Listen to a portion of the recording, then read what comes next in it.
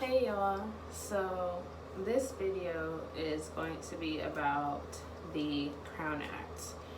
I know I usually talk about natural hair care, but I figured that this would be a good time for me to announce and inform you all on what the Crown Act is, as I am currently studying Women's and Gender Studies as a minor for my degree program, and part of my studies is to do a service learning activity or assignment, I should say. And if many of you do not already know, there's actually legislature getting passed right now to ban discrimination against natural hair styles and natural hair in general in the workplace and in your educational settings as well.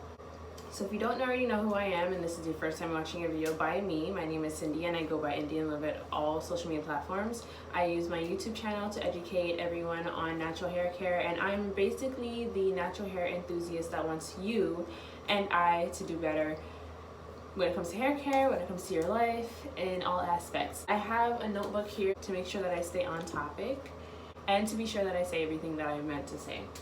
So, to kind of give a backstory, if you're not familiar with black hair and black natural hair, natural textured hair, kinky curly hair, all of the above and everything included from type 4, type 3 and on,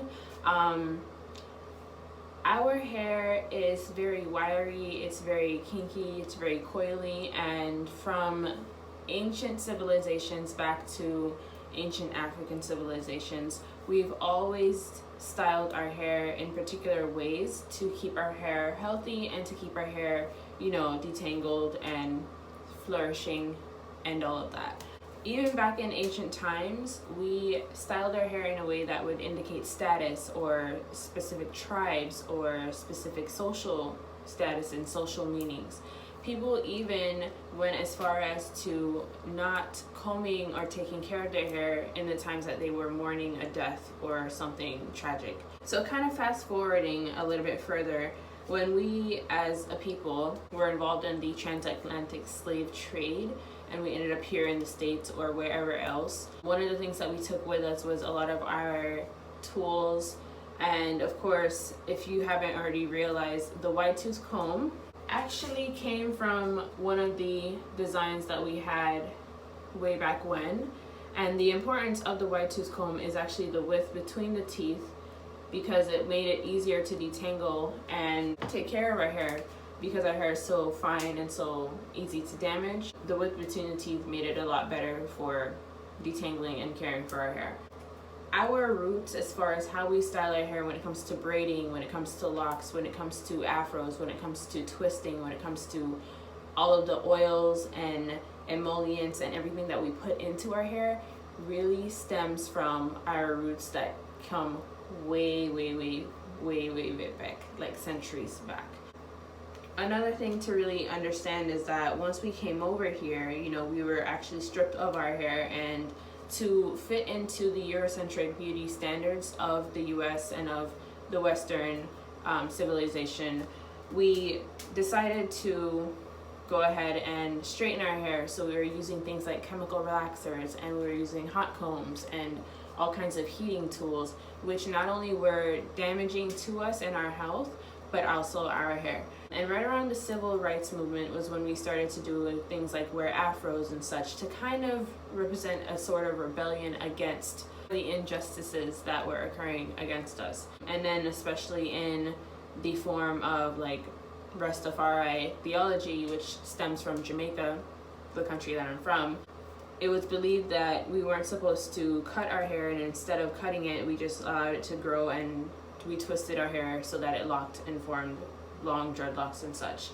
So historically and culturally, afros and dreadlocks are black hairstyles.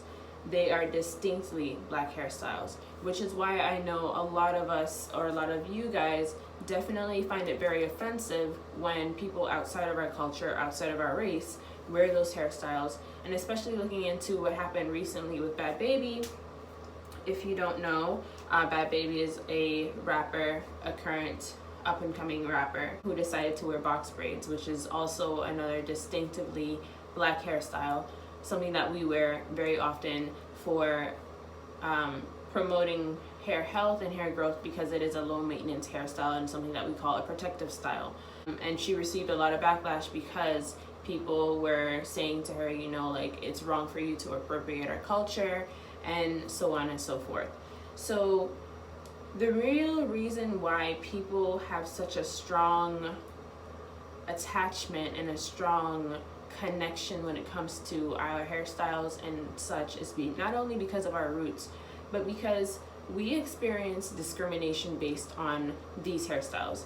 If you are not someone who's black, you may not realize, or you may not have experienced it in your own way or in your own life, but when it comes down to it, the workplace, school settings, a lot of them have dress codes that say things like, oh, you know, we don't want your hair to be, we want your hair to be neat, and we don't want it to be unkempt. And a lot of that comes from the idea that our afros, our dreadlocks, our, you know, wash and goes, possibly our twist outs, if our hair is not straight, sleek, and it doesn't fit into that neat Eurocentric beauty standard, it is automatically assumed that it's not neat, that it's unkempt, that it's not professional, that it does not fit into formal settings. So it's one thing for me to tell you that this is what's going on, and it's another thing for me to actually explain to you or share with you the statistics that was actually brought about from a study that Dove did, who is a partner in the Crown Coalition, which is the bigger portion or the bigger organization that's really fully backing this act. Basically, the Crown itself actually stands for Create a Respectful and Open Workplace for Natural Hair. Now, with all the stats that they brought about with this study, I'm reading from my notebook here, the study shows that black women are 30% more likely to be made aware of formal workplace appearance policy. Black women are 1.5 times more likely to be sent home from a workplace because of their hair. Black women are 83% more likely to report being judged harshly based on looks than other women.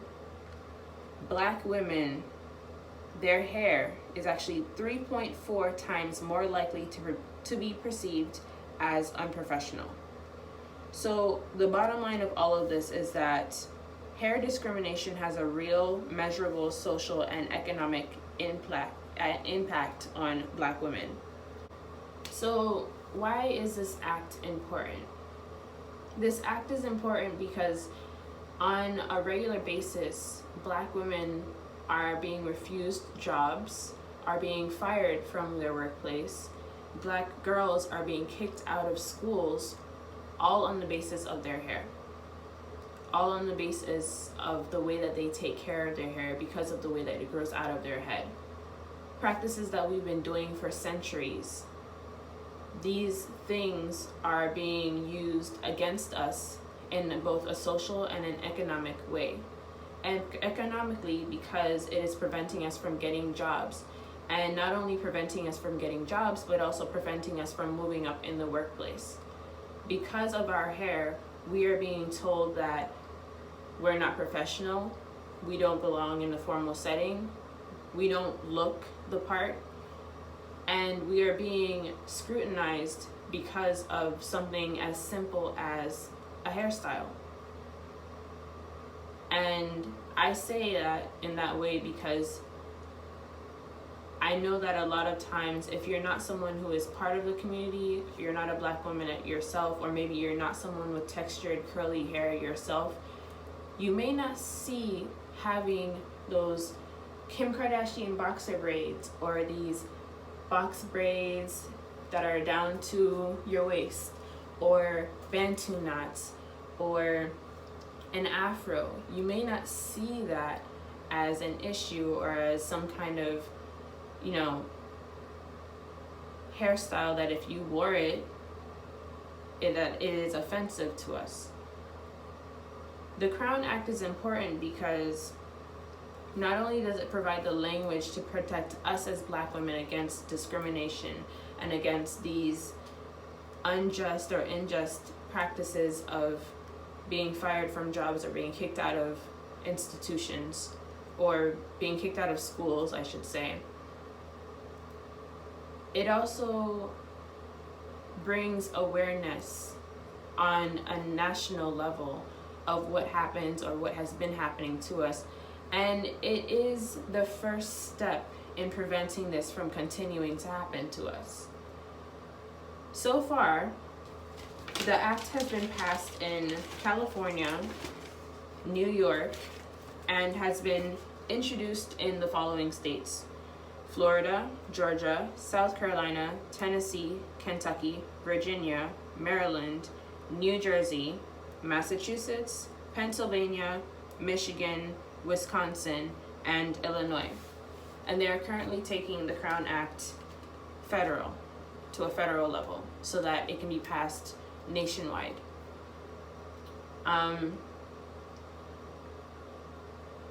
This directly relates to women's studies because it has to do with not only women being affected on an economic level but a social level, not only just those things, but also in the sense that the idea that we have had to conform to Eurocentric beauty standards goes further than, self-esteem issues for Black women. It affects us on a much more deeper level, and it is actually one of the systemic ways that we are being oppressed. And this Crown Act is important because it is our first step of actually fighting against this kind of oppression and this kind of discrimination. So, if you want to learn more about the Crown Act, hopefully you do, because I have not been able to really tell you exactly everything that there is to know about this act, definitely visit thecrownact.com. And I would like to take these last couple of seconds to say thank you so much to Susan Peterkin Bishop for providing me the opportunity to volunteer at the Natural Hair Industry Convention, because my experience of being there in the room during the Hair Discrimination Symposium is what really brought about the inspiration to create this video and make this my project for this course. And it was really what sparked the understanding or the connection or the correlation between not only my interest in natural hair, but how this relates to social justice in my own studies. So, yeah, that's pretty much everything.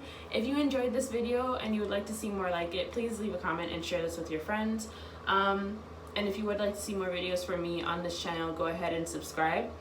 And if you would like to stay up to date with all the videos that I post, because I don't really have a posting schedule just yet, ring the bell that's right next to the subscribe button. Go ahead and ring my bell, and I'll catch you guys in the next video. Bye!